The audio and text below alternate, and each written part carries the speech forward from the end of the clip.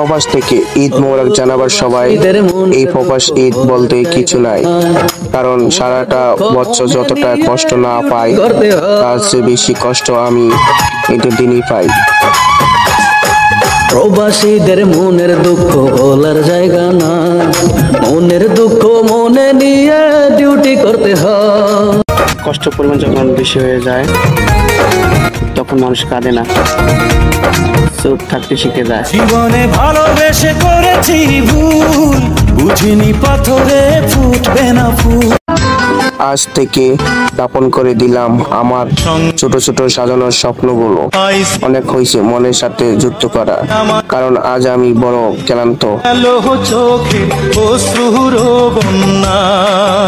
মায়া এমন একটা জিনিস সব মানুষের জন্য হয় না, তবে যে মানুষটার জন্য মায়া হয় সেই মানুষটাই বোঝে না। আবার চলার পথে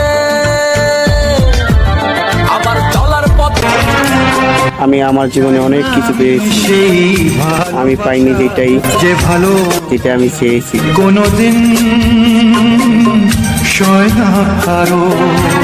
পাহাড়ের উপরে দাঁড়িয়ে আকাশটা যতটা কাছে মনে হয় আকাশ ততটা কাছে নয়, ঠিক তেমনি কিছু মানুষকে যতটা কাছে মনে হয় আসলে সেই মানুষগুলা ততটা আপন নয়।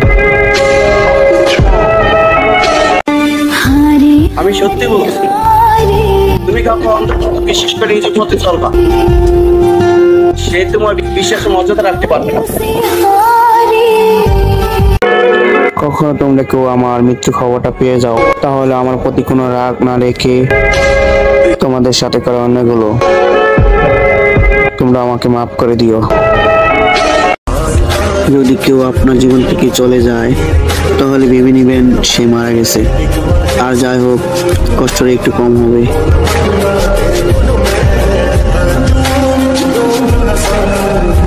যদি থাকে নসিবে তোমাকে যতই দূরে রাখো লাভ নাই, আসে না যদি থাকে নসিবে আপনি আপনি আসিবে।